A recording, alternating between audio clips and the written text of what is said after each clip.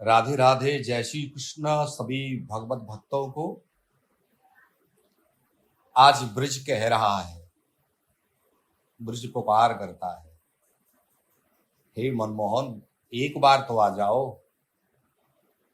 एक बार, सिर्फ एक बार तो आइए। आप कितना समय हो गया आपको, कितना समय हो गया कि स्थिर रूप से आपका जो ब्रज था वो उजड़ रहा है, धीरे धीरे करके वो उजड़ रहा है। मैं उजड़ गई हूं, हे नंदनंदन, हे परब्रह्म अखिलेश्वर, मैं उजड़ रही हूं धीरे धीरे। ये ब्रज कह रहा है, बस एक बार तो आके देख लीजिए।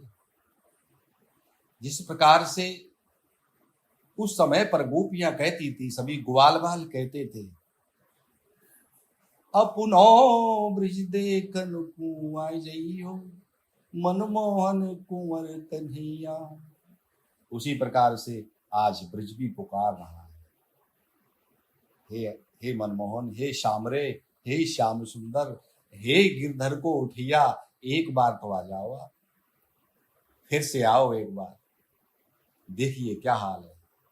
आपके ब्रज के वृक्ष किस प्रकार से चिल्ला रहे हैं। आपकी वो लताएं जिनमें उद्धव रहना चाहते थे, वो लताएं सब नष्ट हो गई, चल गई। वो गुल्म आज ब्रज में उत्पन्न ही नहीं होते। वो हजारों लाखों प्रकार की पक्षी अब ब्रज में नहीं रहते।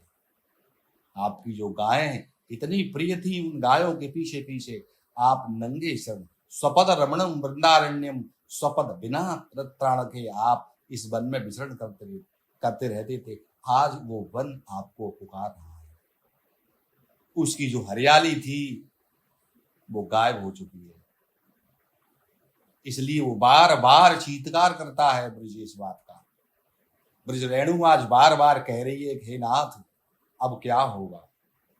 भक्ति पुकार कर रही है, हे प्रभु उस समय तो मेरा निराकरण कर दिया था देवर्षि नारद ने, लेकिन आज मेरा निराकरण कौन करेगा, आज मेरा निराकरण कौन करेगा।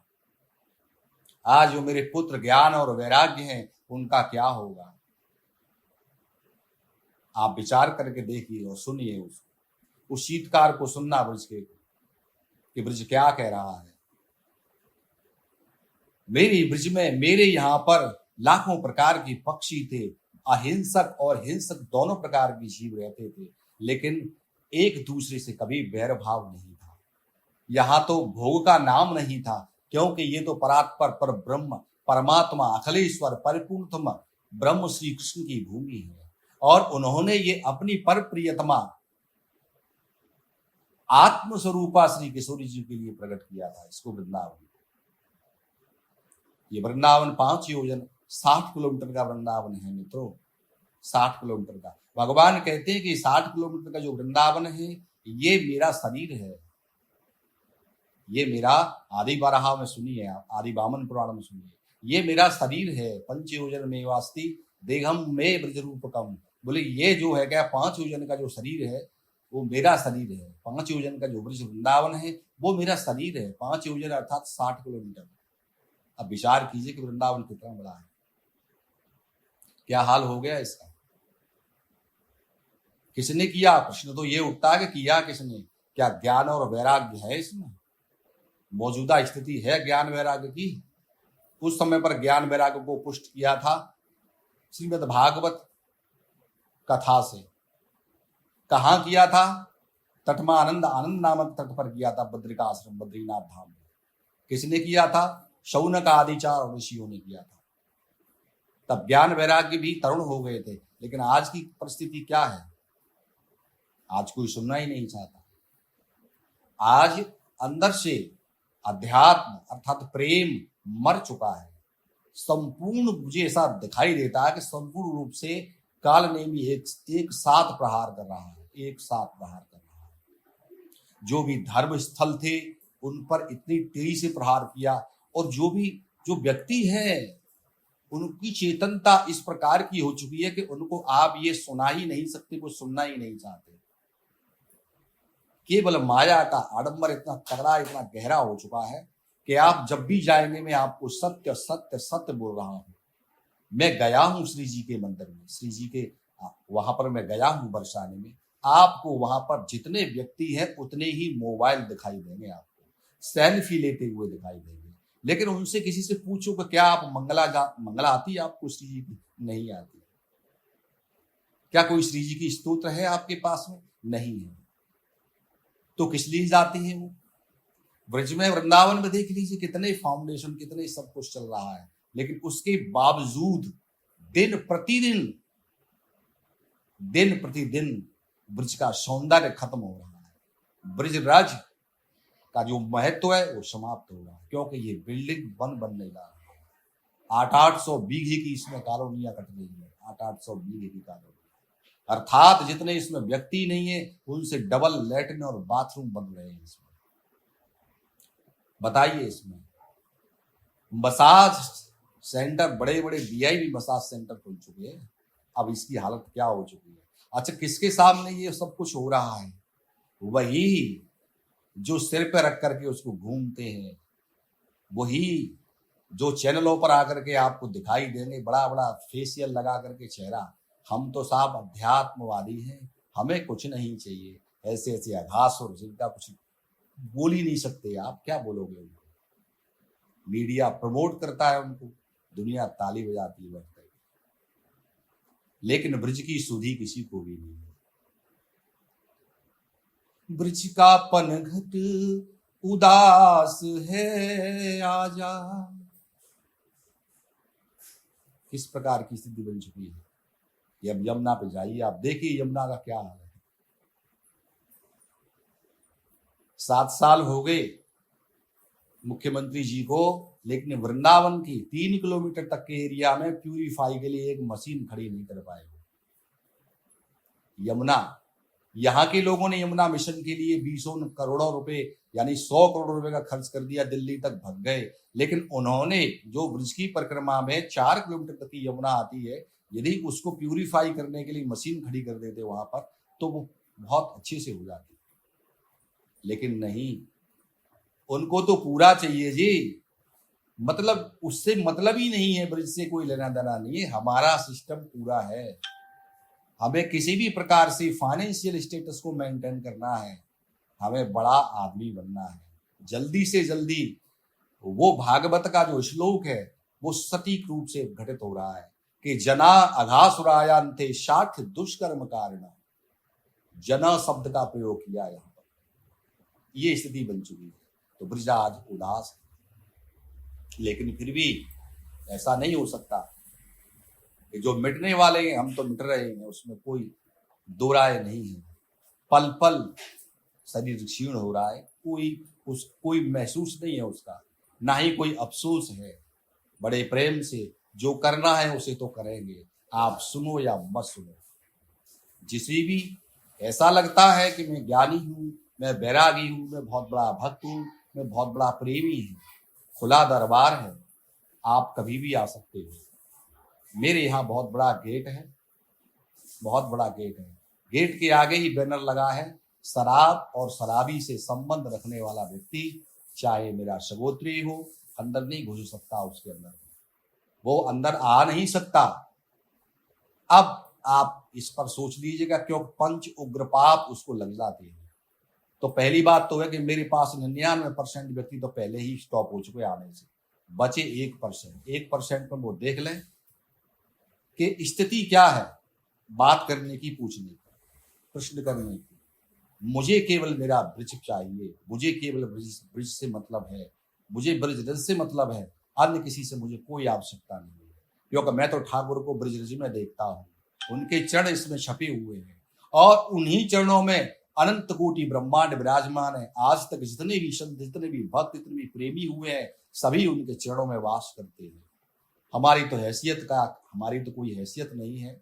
माता तुलसी, माता लक्ष्मी उनके चरणों में वास करती है, और वही चरण नंगे, उन्हीं चरणों से वो अखिल कोटि ब्रह्मांड नायक परात्पर पर ब्रह्म परिपूर्णतम ब्रह्म श्री कृष्ण नंगे चरणों से और इस ब्रज में भ्रमण करते हैं। वो चारों ओर उनके चरण छप जाते हैं।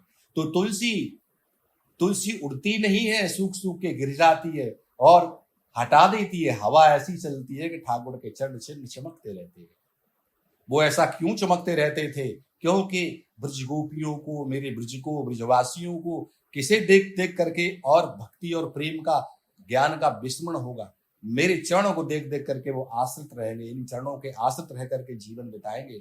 और जो भी इस ब्रज में आएगा वो मेरी चरण चिन्हों से अपने जीवन को धन्य करेगा, मुक्ति प्राप्त करेगा। अरे चरणों में सब कुछ है,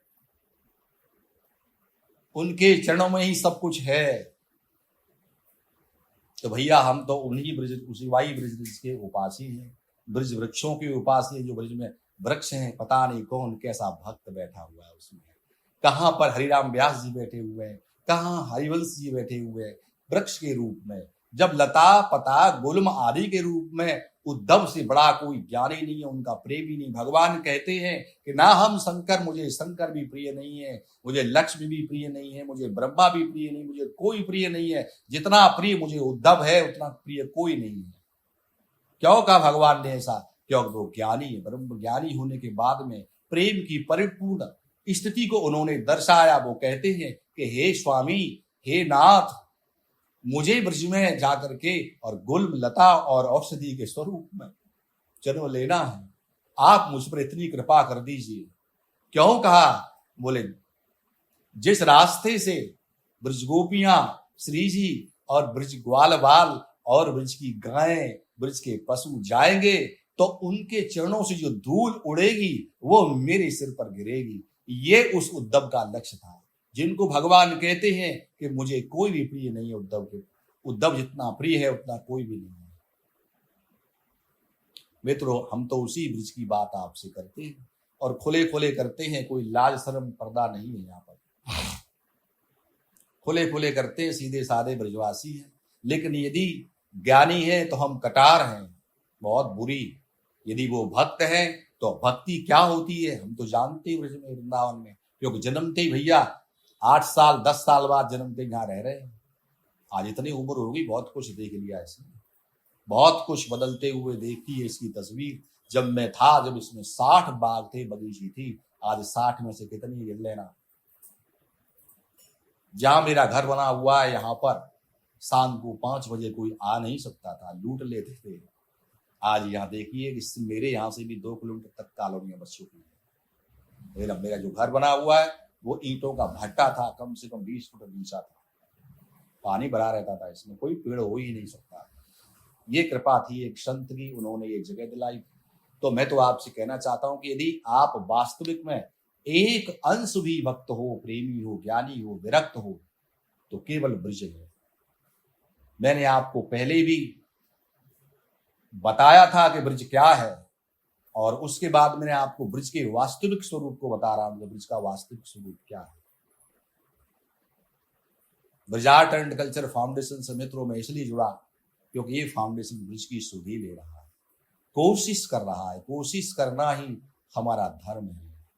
क्योंकि उन्होंने कहा है, तू कोशिश करके 1 पैर तो आ, मैं 60 पैर आऊंगा, पर कोशिश कर, तू कोशिश तो कर। बस उसी कोशिश में लगे हुए हैं। कोई तो होगा, कोई तो होगा जो सुनेगा, कभी तो सुनेगा। अगर तुम नहीं सुनते हमें कोई अफसोस नहीं है, लेकिन कोई तो सुनेगा। बस इसी आस पर हम इस कार्य को कर रहे हैं।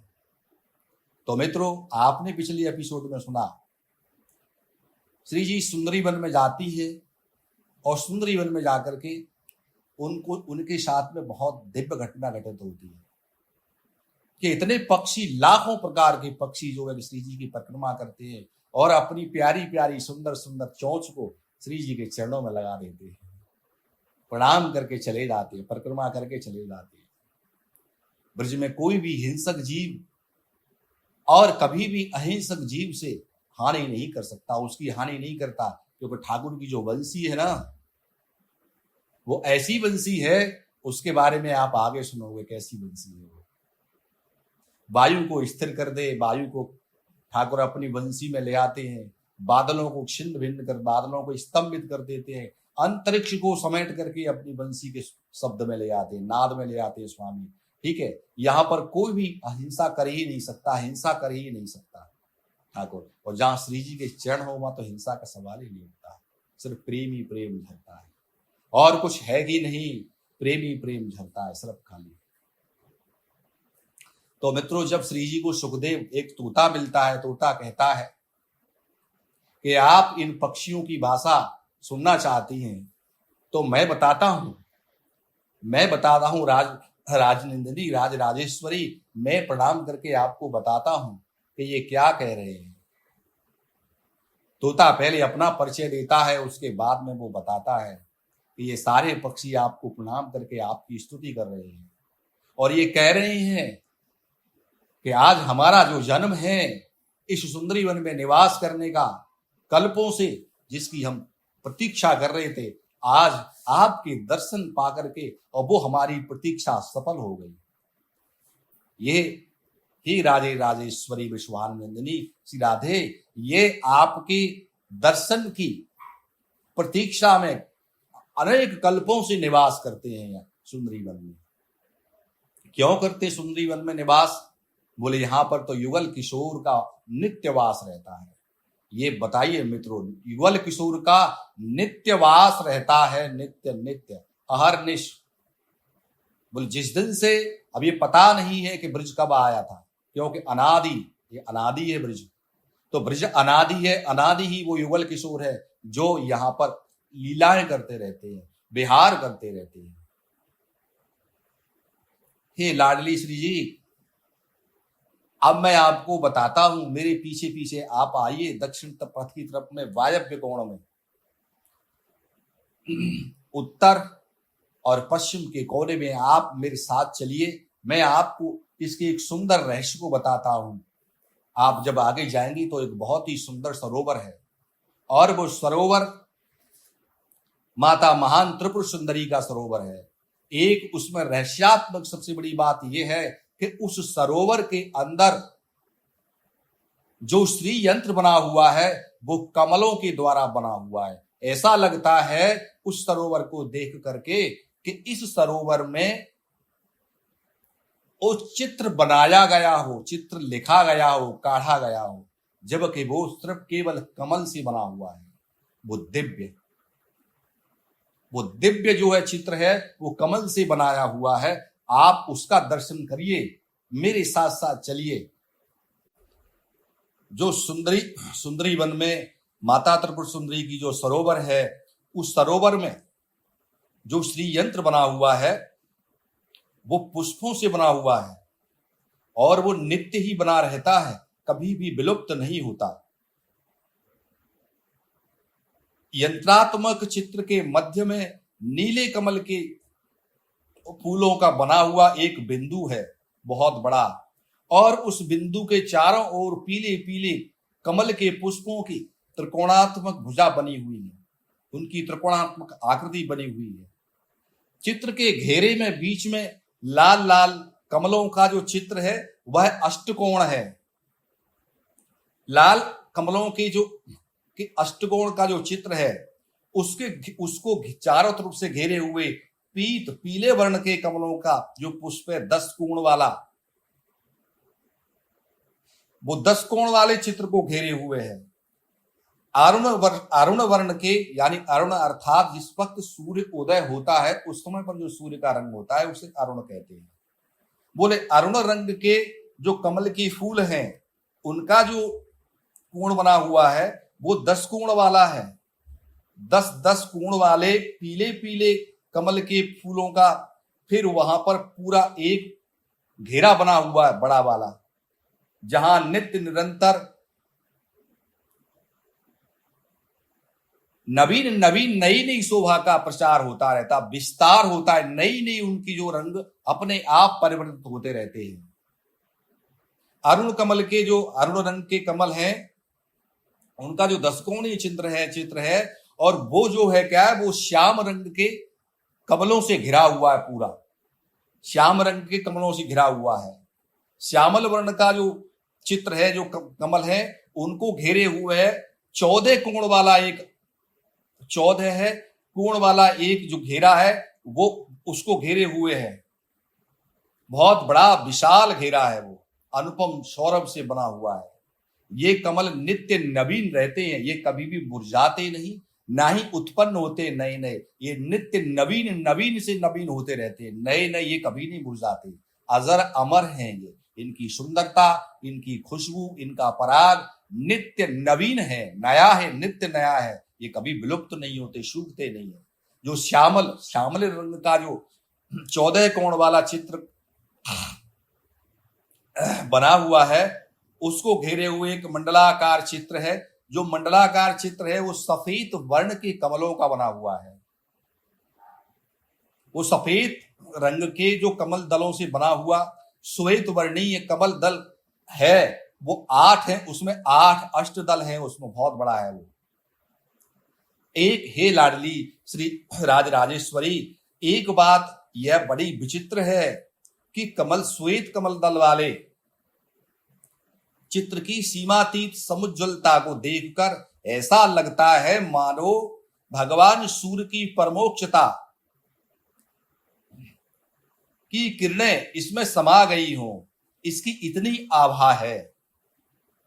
ये मंडलाकार जो चित्र है, ये बड़ा मंडलाकार कमल दलों की संख्या 16 है, जिसमें जो अष्टदल कमल बना हुआ है श्वेत, उसको 16 है, बहुत बड़े बड़े कमलों ने, सहस्त्रदल के कमलों ने घेरा हुआ है।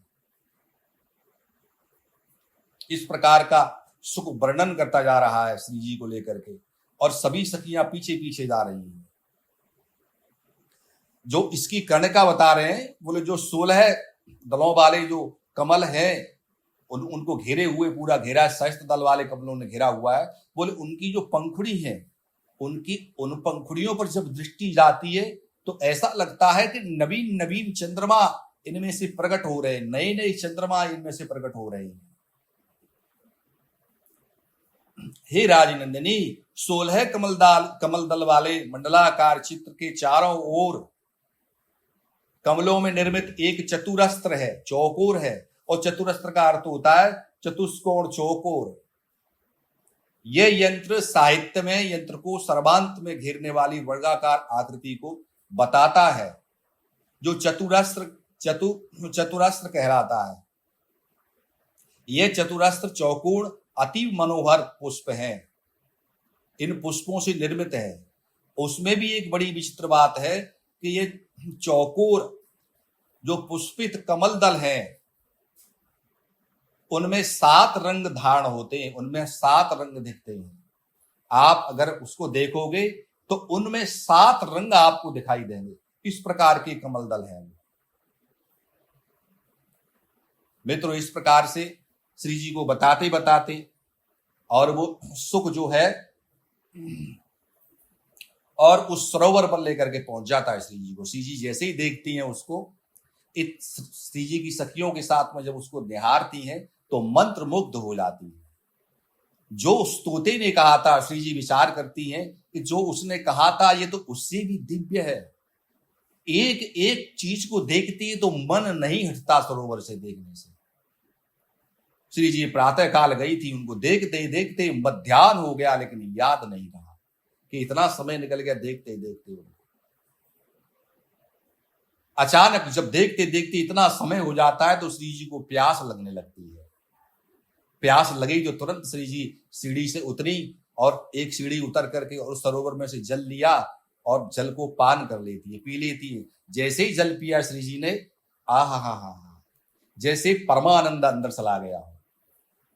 उनका रोम रोम नवीन ऊर्जा से भर जाता है। नवीन ऊर्जा, जिस ऊर्जा को महसूस कभी नहीं किया उन्होंने, ऐसी ऊर्जा समाहित हो जाती है श्री जी के अंदर।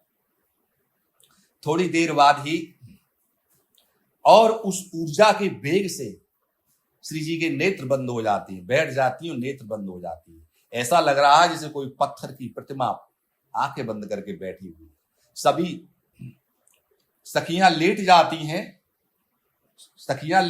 हैं, श्री जी आंख बंद करके बैठी हुई है पत्थर की मूर्ति की तरह, और वो स्वप्न में, अब उनको स्वप्न में ही उनको दर्शन हो रहे हैं। श्री जी को वहां पर 2 हंस दिखाई देते हैं, 2 हंसों का जोड़ा, और वो हंस जो है वो श्री जी को लेकर के जाते हैं और वो श्री जी को ले जाते हैं धीरे धीरे करके।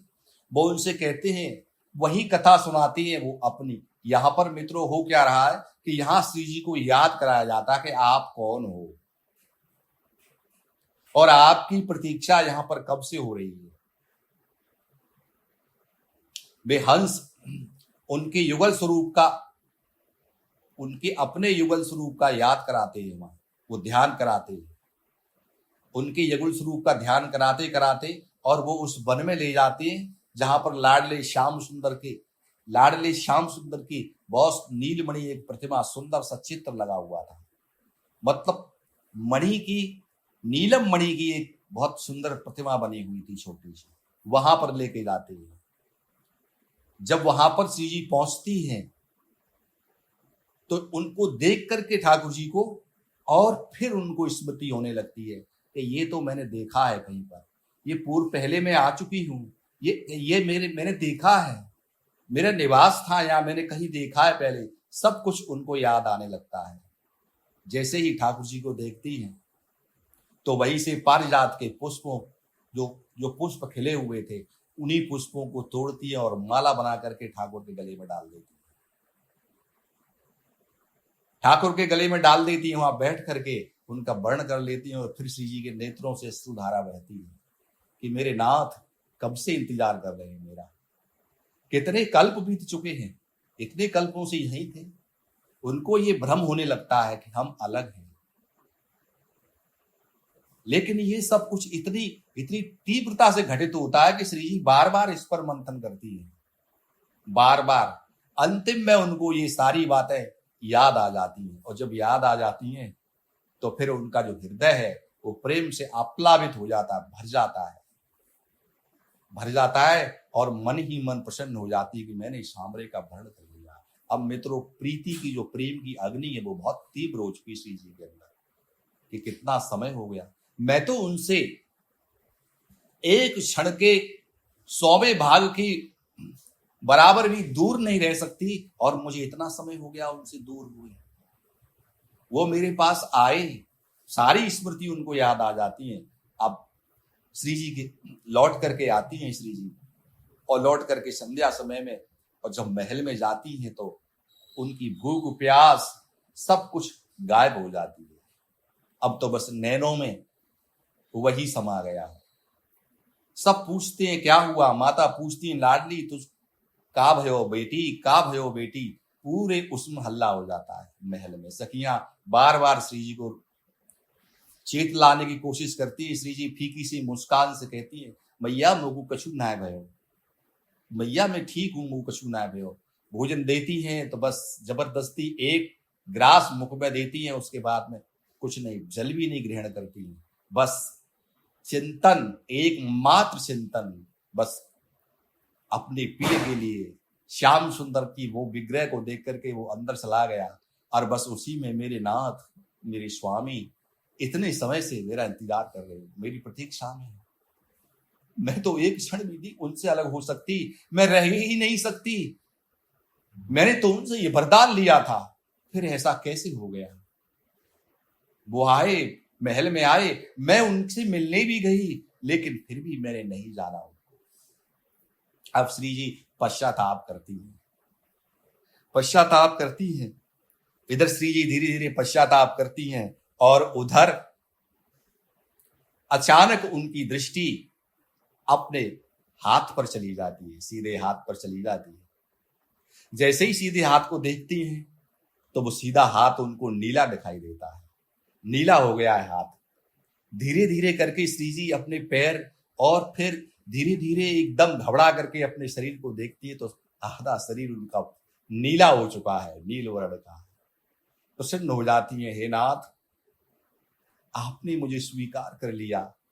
श्री जी रुदन करती है, हे स्वामी आपने मुझे स्वीकार कर लिया।